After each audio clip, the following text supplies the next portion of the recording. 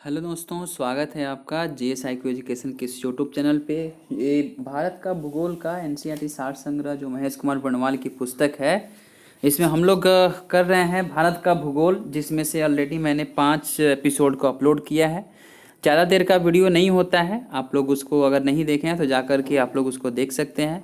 आज हम लोग इस एपिसोड में करेंगे अपवाह तंत्र यानी कि ड्रेनेज सिस्टम ऑफ इंडिया, यानी कि भारत की इसमें नदियों के बारे में देखेंगे कि कहाँ कौन सी नदी कहाँ निकलती है और कहाँ से निकलती है। ठीक है, और कौन मतलब नदियों के जो इम्पोर्टेंस है वो क्या क्या है। ठीक है, कौन कौन से प्रश्न एग्जाम में आएंगे और आने की संभावना है और आए हुए हैं। ठीक है, उसको देखेंगे हम इसमें।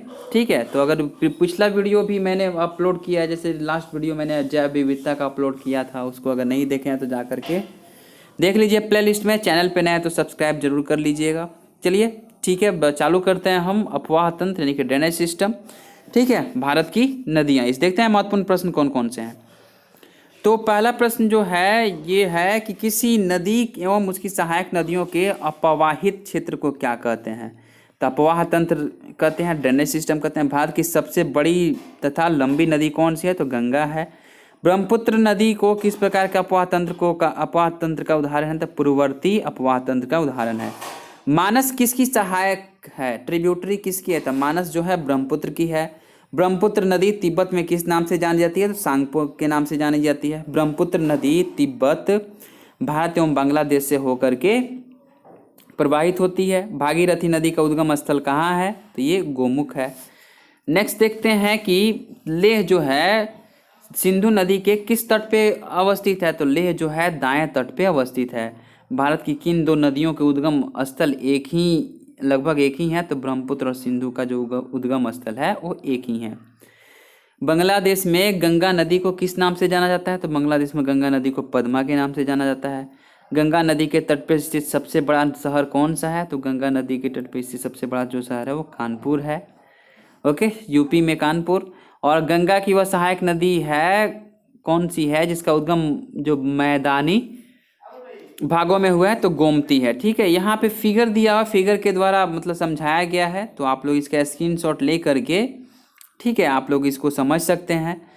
जैसे कि सिंधु नदी है, तो जम्मू कश्मीर, ये जो सिंधु नदी का जो यहाँ पे आप देखिएगा, तो सिंधु नदी में झेलम, चिनाब, रावी, सतलज, ये सब नदियाँ, ब्यास, ये सब नदियाँ आकर के यहाँ पे मिलती है और आकर के इधर जो अरब सागर में आकर के गिरती है। ठीक है, फिर अगर आप लोग देखिएगा तो फिर ये घाघरा नदी है, सोन नदी है, तिलैया, गंगा नदी का ट्रिब्यूटरी ये सब नदियाँ हैं। गंडक है, फिर ऊपर से आ जाती है आपको ये नदी आती है मैथान जो डैम है वहाँ पे।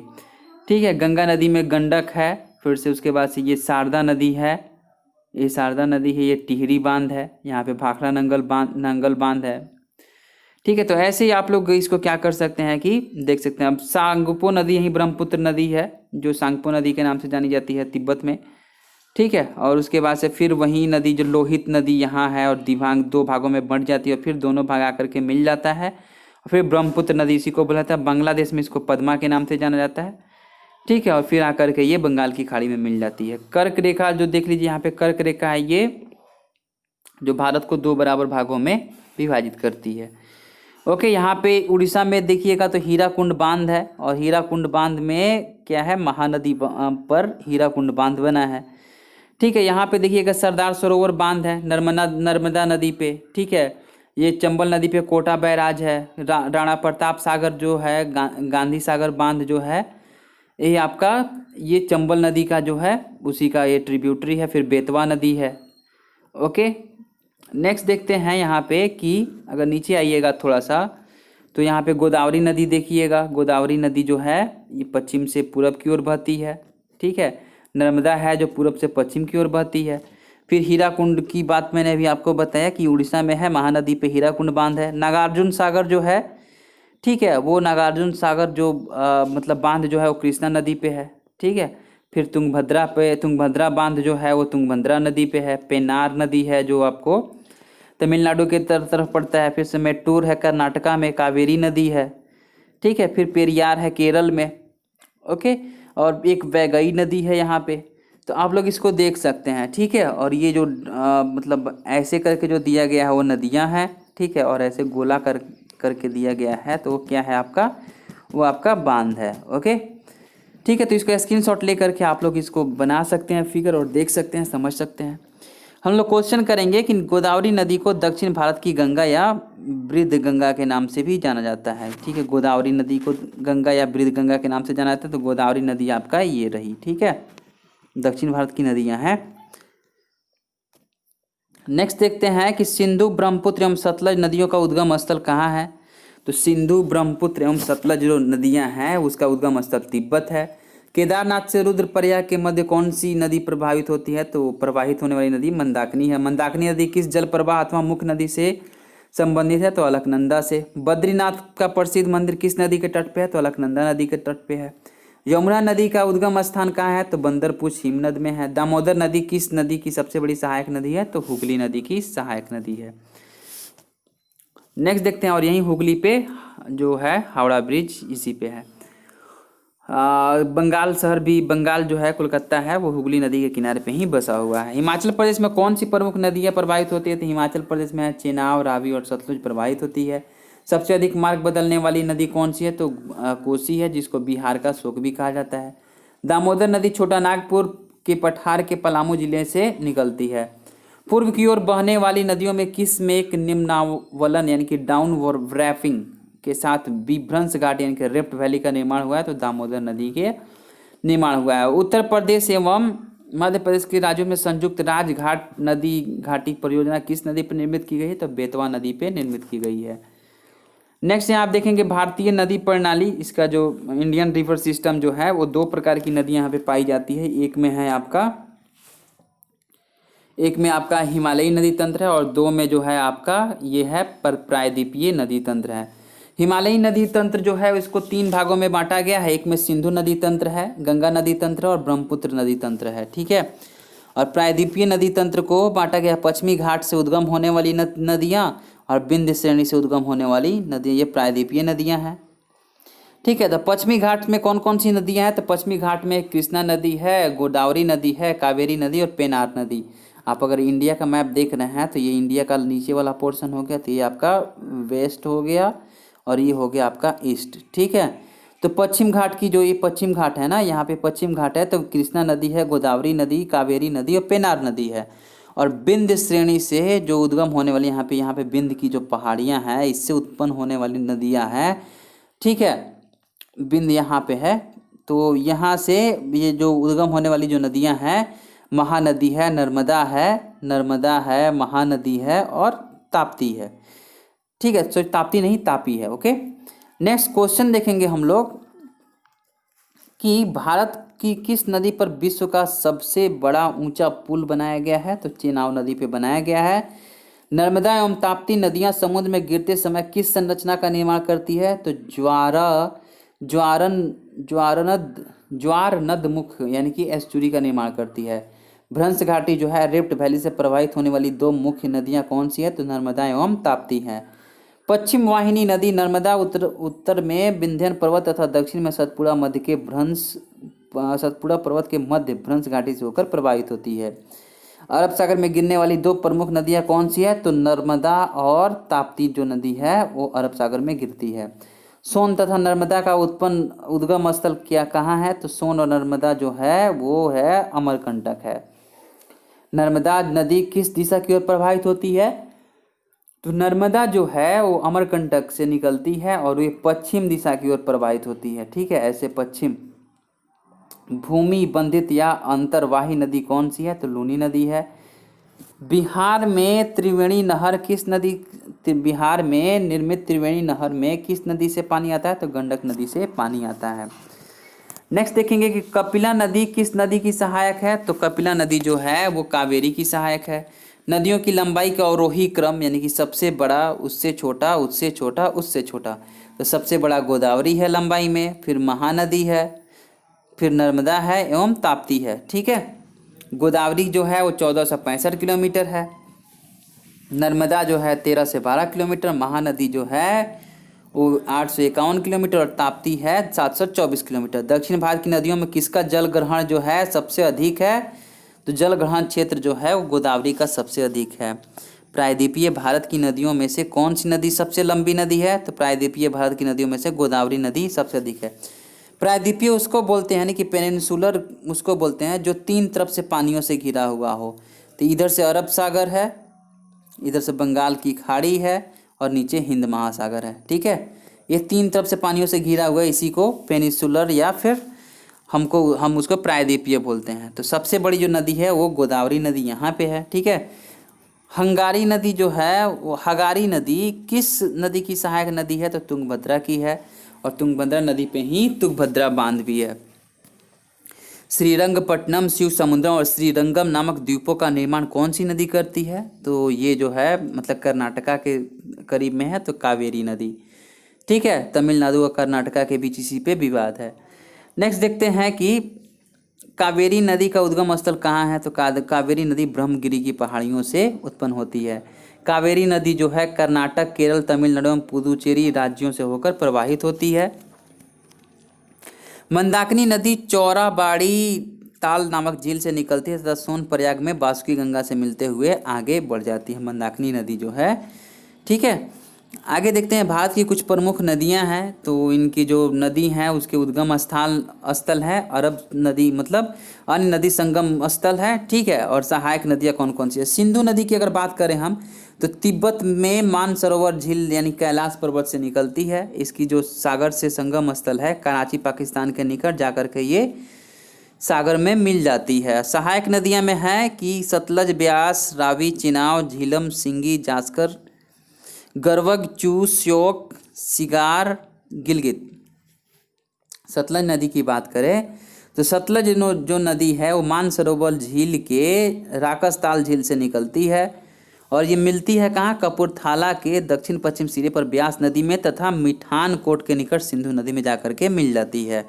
सहायक नदियों में सिप्ती, बप्सा और ब्यास है। नेक्स्ट देखेंगे झेलम नदी की बात करें तो कश्मीर के वेरी नाग झरने से निकलती है और त्रिमु के निकट चिनाब नदी में मिल जाती है। किशन गंगा, लिदार, करवेश और पूंछ में इसकी सहायक नदियां हैं।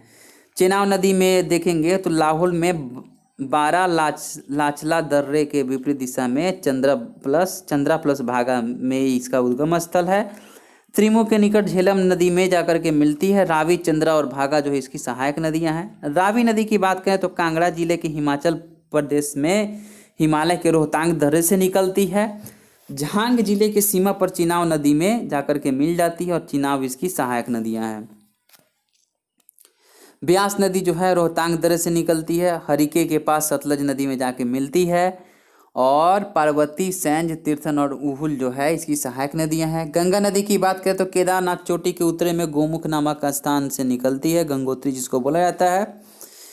ठीक है, और ये जो है इसकी जो मिलती है ग्वालंदों के निकट ब्रह्मपुत्र के साथ मिल करके बंगाल की खाड़ी में जाकर के गिर जाती है। इसकी सहायक नदियों में हम बात करें तो अलकनंदा है, भागीरथी है, रामगंगा है, यमुना है, गोमती है, घाघरा है, गंडक है और कोसी है। यमुना नदी जो है वो बंदरपुछ में पश्चिमी ढाल पर स्थित यमुनोत्री हिमानी से निकलती है, इलाहाबाद में गंगा नदी में मिलती है और ये जो है गिरी, असम, चंबल, बेतवा, केन एवं टोंस जो है इसकी सहायक नदियां हैं। गोमती नदी की बात करें तो उत्तर प्रदेश के पीलीभीत जनपद से निकलती है, गाजीपुर के निकट गंगा नदी में मिल जाती है और सई, जोमकाई, वरना, गच्छई, चूहा इसकी जो है सहायक नदियां हैं।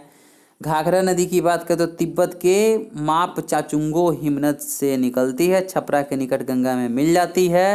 राप्ती, शारदा एवं छोटी गंडक इसकी सहायक नदियां हैं।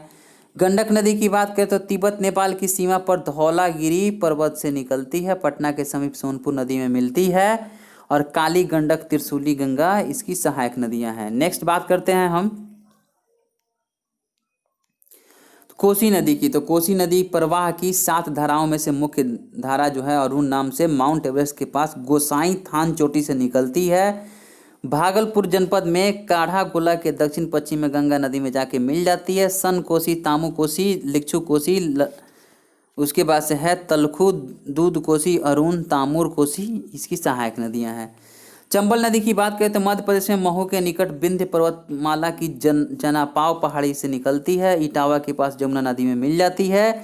काली सिंध, तीस्ता, पार्वती, बनास, नेवाज और छिप्रा जो है, छिप्रा और दूधी नदी जो इसकी सहायक नदी है। ओके।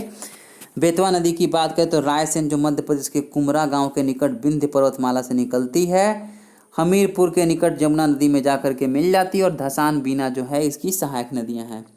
केन नदी की बात करें तो सतवा जनपद मध्य प्रदेश में कैमूर की पहाड़ियों से निकलती है, चिला बांदा में यमुना नदी में जाकर के मिल जाती है, और कयार, सोनार, उर्मिल इसकी सहायक नदियां हैं। सोन नदी की बात करें तो अमरकंटक की पहाड़ियों से निकलती है, पटना से पूर्व गंगा नदी में मिल जाती है, और महानदी घग्गर, गोपत, रिहंद, कांकर और उत्तरी कोयल इसकी सहायक नदियां हैं। दामोदर नदी की बात करें तो छोटा नागपुर के पठार के पलामू से निकलती है, फुल्का के पास हुगली में जाके मिल जाती है, बराकर, कोनार, जमुनिया इसकी सहायक नदियां हैं। ब्रह्मपुत्र नदी की बात करें तो मानसरोवर झील के निकट चोमायुंगडुंग हिमनद से निकलती है, ग्वालंदों के निकट पद्मा गंगा नदी में मिल जाती है, और दिबांग, लोहित, सुबनसिरी, धनसिरी, कुलसी, मानस, संकोश, धारला, तीस्ता, बुरही, दिहांग और दिसांग इसकी सहायक नदियां हैं। गोदावरी नदी की अगर बात करें हम तो नासिक महाराष्ट्र के पश्चिमी घाट में त्र्यंबक पहाड़ी से निकलती है, मसूलीपट्टनम जो आंध्र प्रदेश में है के निकट बंगाल की खाड़ी में जाकर के मिल जाती है, परवरा, पूर्णा, मंजरी, पेनगंगा, वेनगंगा, वर्धा, प्राणहिता और इंद्रावती, मानेर और सबरी इसकी सहायक नदियां हैं। कृष्णा नदी की बात करें तो महाबलेश्वर के पास पश्चिमी घाटी से निकलती है, विजयवाड़ा के निकट बंगाल की खाड़ी में मिल जाती है, तुंगभद्रा, कोयना, घाटप्रभा, मालप्रभा, भीमा और दूधगंगा इसकी सहायक नदियां हैं। कावेरी नदी जो है वो कर्नाटक राज्य में ब्रह्मगिरी पहाड़ियों के कुर्ग जिले से निकलती है, तमिलनाडु में काराकारकोल के ऊपर बंगाल की खाड़ी में जाकर के गिर जाती है, और हेरांगो, हेमवती, शिमला, अर्कावती, लक्ष्मण तीर्थ, कामिनी, स्वर्णवती, भवानी, अमरावती और नोयल इसकी सहायक नदियां हैं। नर्मदा नदी जो है मध्य प्रदेश में अमरकंटक की पहाड़ियों से निकलती है, भरौच में अरब सागर में जाकर के ये मतलब मिल जाती है, गिर जाती है, और बुढ़नेर, बंजर, सर, तवा, कुंडी, शक्कर, हिरन, वरना, तीन देसी, अर्रा, देव, गोई, नामोदस और सोमोदेवी इसकी सहायक नदियां हैं। अगर ताप्ती नदी की बात करें हम तो मध्य प्रदेश के बैतूल जनपद में मूल ताप्ती नगर के निकट से निकलती है, खंबात की खाड़ी में गिरती है, और पूर्णा, निर्गा, बोरी, पंचरा तथा अन्य जिसकी सहायक नदियां हैं। महानदी जो है मध्य प्रदेश के रायपुर जनपद में सिहावा के निकट से निकलती है, कटक के निकट नरज नामक स्थान पर कटजूरी तथा बिरूपा नाम की दो धाराओं में बढ़कर बंगाल की खाड़ी में गिर जाती है। शिवनाथ, हंसदो, मांड, ईब, जोंक, कोयाली, शंख, ओंग, तेल, ब्राह्मणी, लीलागर, मनियारी, सुरही, अमनेर इसकी सहायक नदियां हैं। साबरमती नदी का उद्गम स्थल अरावली पर्वत राजस्थान से होता है तथा यह आगे बढ़कर खंबात की खाड़ी में मिल जाती है। ओके, नेक्स्ट क्वेश्चन देखेंगे, भारत की कौन सी नदी कर्क रेखा को 2 बार काटती है? तो माही नदी काटती है। अधिकांशतः लवणीय मृदा यानी कि सैलाइन रिवर किस अपवाह तंत्र का अंग है? तो बंगाल की खाड़ी का अंग है। गंगा नदी पर निर्मित महात्मा गांधी सेतु मतलब किस राज्य में है? तो बिहार में स्थित है। बिहार क्या है तो पता होगा ही। माही नदी जो है मध्य प्रदेश से निकलकर खंबात की खाड़ी में गिरती है। विश्वासघाती नदी की संज्ञा किस नदी को दी जाती है? तो हुगली नदी को दी जाती है। संकोश नदी किन 2 राज्यों के मध्य सीमा बनाती है? तो असम एवं अरुणाचल प्रदेश के बीच। सतलज, ब्यास, रावी, चिनाब और झेलम को किस नाम से जाना जाता है? तो पंचनद नाम से जाना जाता है। झेलम नदी का उद्गम स्थान जो होता है किस स्थान से होता है? तो कश्मीर के वेरीनाग झरने से होता है। हिमालयी नदियां 12मासी होती है जबकि प्रायद्वीपीय नदियों का प्रवाह मौसमी होता है। एरन नहर किस नदी से निकाली गई है? तो दामोदर नदी से निकाली गई है। नदियों के किनारे कुछ प्रमुख नगर हैं, इससे भी प्रश्न आते हैं तो इसको भी देख लेते हैं। तो लेह जो है वो सिंधु नदी के किनारे हैं। कानपुर गंगा नदी के, श्रावस्ती राप्ती, कोटा चंबल, पटना गंगा, वाराणसी गंगा, गया जो है फाल्गु, दिल्ली जो है वो यमुना, फर्रुखाबाद जो है गंगा, बैतूल जो है ताप्ती, बद्रीनाथ अलकनंदा, विजयवाड़ा कृष्णा नदी, कुर्नूल तुंगभद्रा, मथुरा यमुना, डिब्रूगढ़ ब्रह्मपुत्र, पुणे जो है मुलामुथा, ठीक है। चेन्नई जो है अड़यार है, कोलकाता है हुगली नदी, श्रीरंगपट्टनम कावेरी नदी, गुवाहाटी ब्रह्मपुत्र, पंढरपुर जो है भीमा, होशंगाबाद नर्मदा, नेल्लौर जो है पोन्नेरू, तंजावुर जो है कावेरी नदी के तट पे, संबलपुर है ब्रह्मपुत्र नदी के तट पे। नेक्स्ट देखते हैं कि हैदराबाद जो है वो मूसी नदी के तट पे है, नासिक जो है गोदावरी, फतेहपुर गंगा, सूरत ताप्ती, तिलैया बराकर, कटक महानदी, गोरखपुर ताप्ती, इटावा जो है जमुना नदी के तट पे है, मंगलोर नेत्रवती नदी, विदिशा बेतवा नदी, प्रयागराज गंगा व जमुना, रुद्रप्रयाग जो है मंदाकिनी व अलकनंदा, देवप्रयाग जो भागीरथी व अलकनंदा, जो जमशेदपुर जो है स्वर्ण रेखा एवं खरकई, ओरछा जो है बेतवा नदी के किनारे, भरूच जो है नर्मदा, अयोध्या जो है सरजू यानी कि घाघरा नदी जिसको बोला जाता है, विष्णुप्रयाग है धौली गंगा व अलकनंदा, रावतभट्टा चंबल नदी, जौनपुर गोमती, मंडी जो है ब्यास नदी पे, भड़ौत जो है नर्मदा और पणजी जो है मांडवी, बक्सर जो है गंगा नदी के तट पे, नासिक जो है गोदावरी नदी के तट पे। आगे देख लेते हैं यहाँ पे कि भुवनेश्वर जो है वो महानदी के तट पे है, जबलपुर जो है नर्मदा जो है नर्मदा नदी, बलिया जो है गंगा नदी, कन्नौज जो है गंगा नदी, लखनऊ जो है गोमती नदी, उज्जैन जो है क्षिप्रा नदी, ठीक है, अहमदाबाद साबरमती नदी, बेंगलुरु जो है वृषभावती नदी, हाजीपुर जो है गंडक नदी।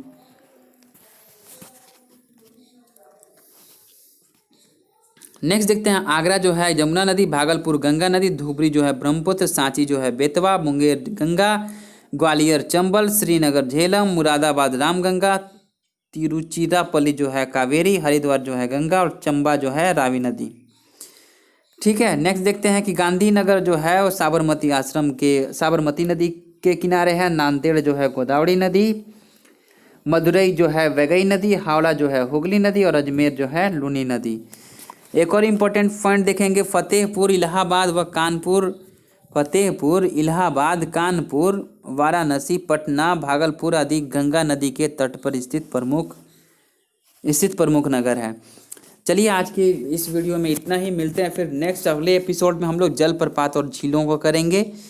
ठीक है, अगर ये वीडियो कैसा लगा आप लोग कमेंट बॉक्स में बताइए, और नए हैं तो लाइक कर दीजिए, सब्सक्राइब कर लीजिएगा, बेल आइकन को प्रेस कर दीजिएगा, और फिर हम लोग मिलते हैं नेक्स्ट वीडियो में। तब तक के लिए आप सब किसी को बहुत बहुत धन्यवाद।